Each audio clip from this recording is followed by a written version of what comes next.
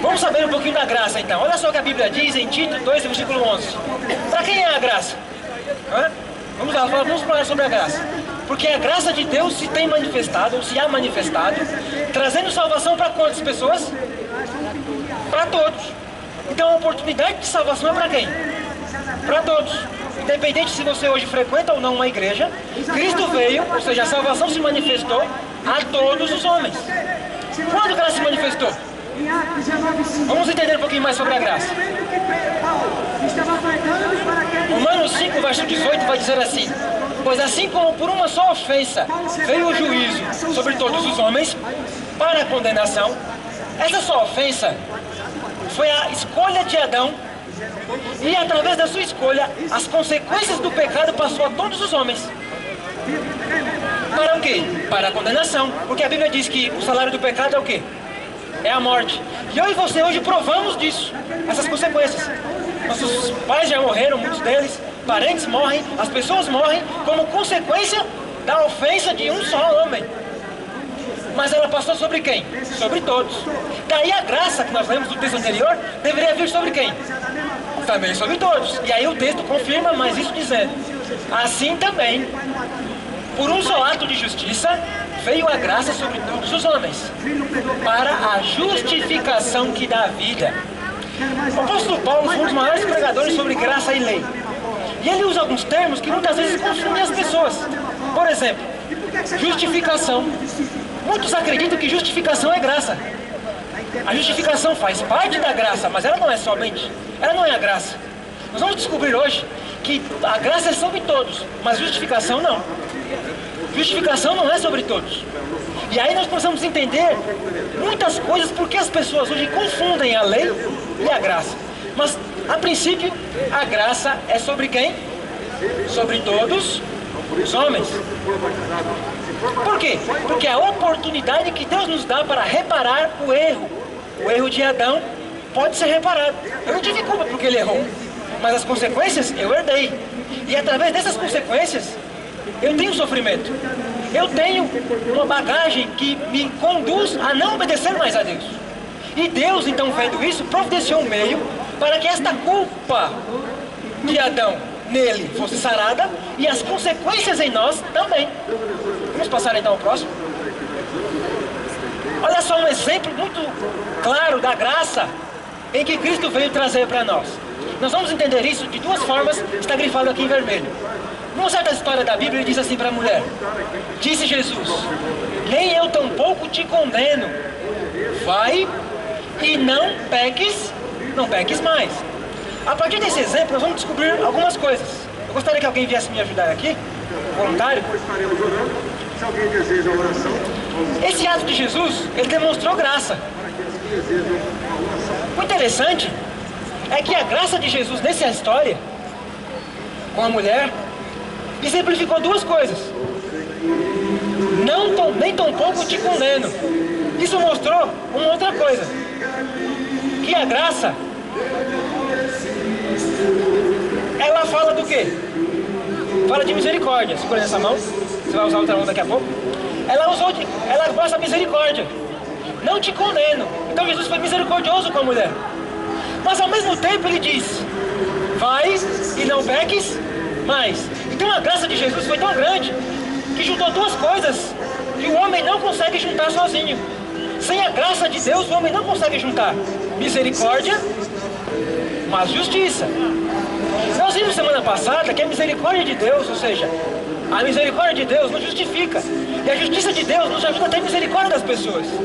E isso é o chamado graça. A graça de Deus, a misericórdia e a justiça dele se manifestaram em Jesus Cristo para todos os homens entenderem que o objetivo de Deus é nos recuperar, ou seja, nos perdoar e nos purificar de toda a injustiça, dando a nós um caminho diferente, dando-nos condições de participar do seu reino, porque o seu reino vai ser um reino de amor. E como habitar no reino de amor, nós não entendemos o que é amor e nem temos ele. Nós vamos continuar mais detalhes sobre isso. Como o texto lá de Lucas diz, perdão, de João diz o quê? Vai e não peques mais. O que é o pecado? Segundo a Bíblia, toda iniquidade, ou seja, toda injustiça é pecado. Mas a Bíblia diz mais claro isso para nós entendermos bem a questão da lei e da graça. Todo aquele que pratica o pecado também transgride a lei, porque o pecado é a transgressão da lei.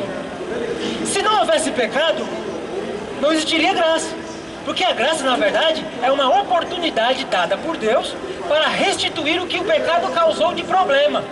Porque o pecado, na verdade, é uma escolha. Adão escolheu transgredir. E essa escolha providenciou consequências para ele e para sua raça.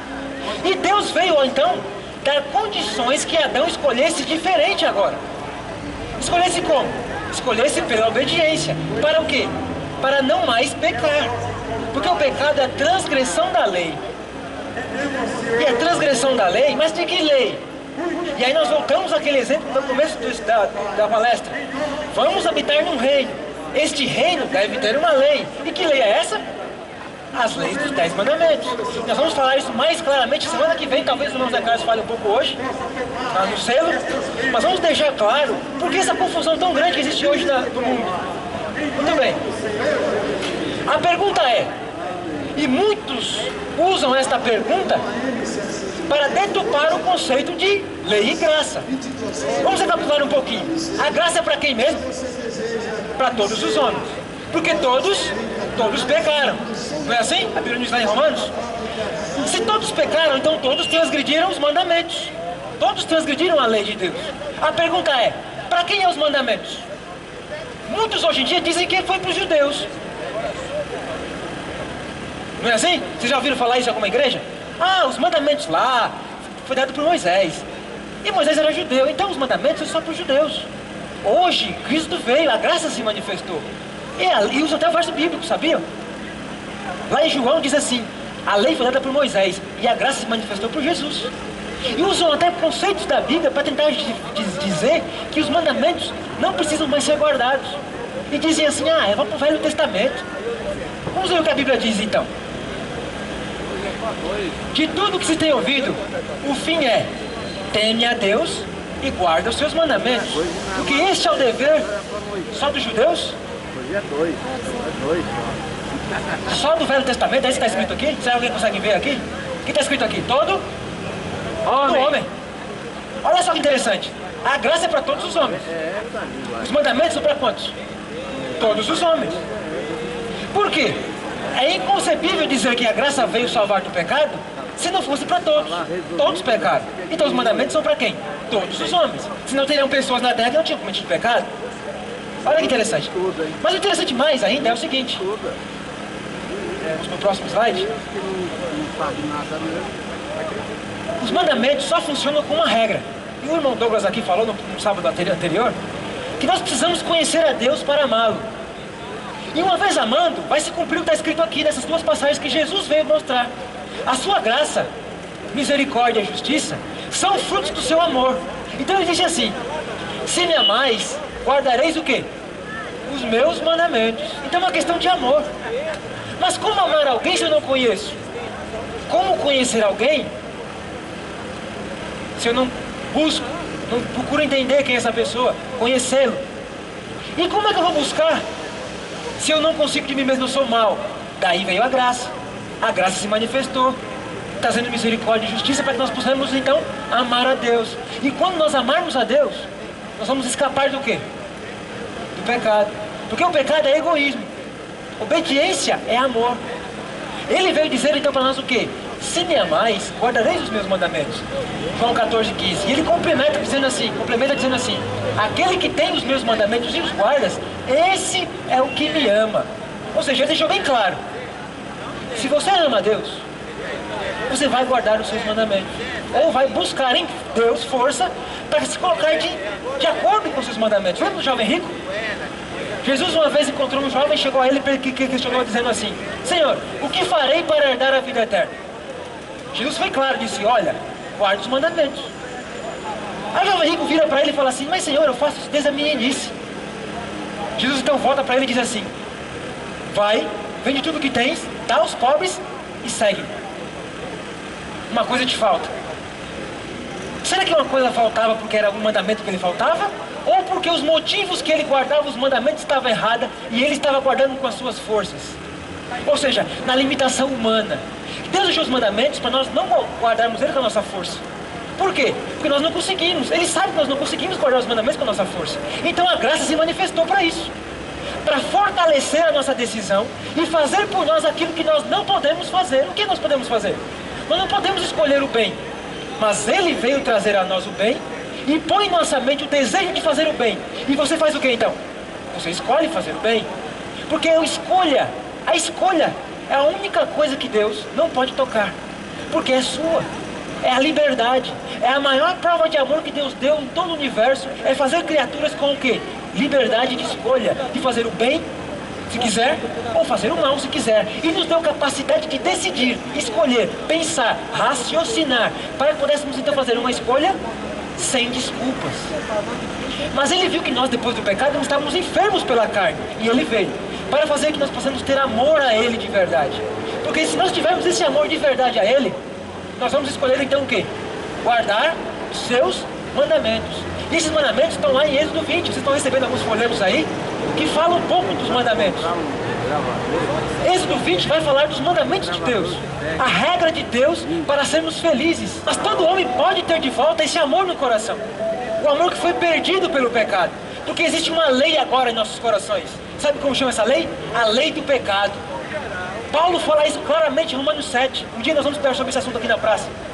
O homem tem a lei do pecado. Mas Jesus veio para se manifestou para justamente nos livrar desta lei do pecado. Que chama-se egoísmo. E as pessoas conhecem como egoísmo. Buscar o seu próprio interesse. Porque a lei dos mandamentos de Deus é uma lei que busca não o seu próprio interesse. Mas busca também o interesse de quem? Do seu próximo. Amar a Deus sobre todas as coisas e amar ao próximo como a ti mesmo. Porque Deus é amor. E a sua lei é o quê? É amor. Então qual é a relação entre a graça e a lei? Para nós finalizarmos. Qual é a relação entre a graça e a lei então? Esse texto de Romanos 8, muitos gostam de pegar só esse verso. Primeiro, Romanos 8, verso 1. Mas se lêssemos até o verso 4, nós vamos entender a relação entre graça e lei, bem clara. Porque hoje é ensinado que Jesus cumpriu a lei e nós não precisamos obedecer à lei. Ele já fez por nós. Mas preste atenção agora no texto. Eu não vou explicar nada, só vou ler. Portanto, agora nenhuma condenação há para os que estão em Cristo Jesus. Presente, estão. Porque a lei do Espírito de vida em Cristo Jesus me livrou da lei do pecado e da morte. Isso é graça.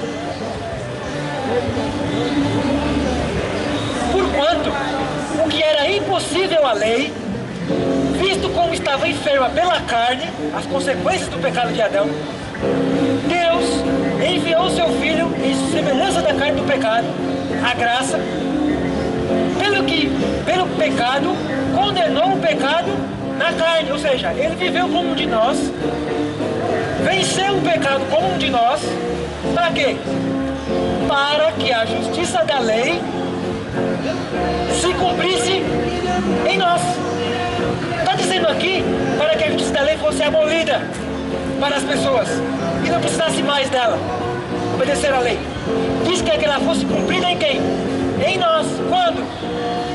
Que não andamos segundo a carne, mas segundo o Espírito. Então a graça e a lei funcionam como? Unidas. Não podemos separar as duas coisas. Mas sabe por que nós separamos? Porque a lei, diz a Bíblia, a lei opera a ira. Ela mostra o que é certo e o que é errado. O mundo hoje está trabalhando para anular a lei de Deus em todos os aspectos. Social, econômico.